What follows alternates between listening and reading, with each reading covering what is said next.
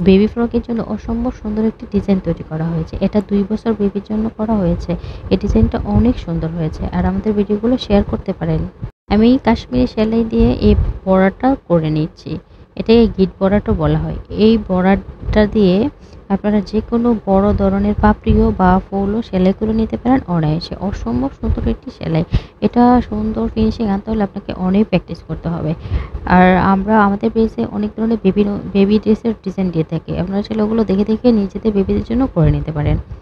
আমাদের ভিডিওগুলো যদি ভালো লাগে অবশ্যই শেয়ার করতে পারেন। আর আমাদের ইউটিউব চ্যানেলের নাম হচ্ছে নিগার্স ক্যানভাস। ওখানেও যুক্ত হতে পারেন যাতে করে আমাদের ভিডিও নোটিফিকেশনগুলো আপনারা পেয়ে যেতে পারেন।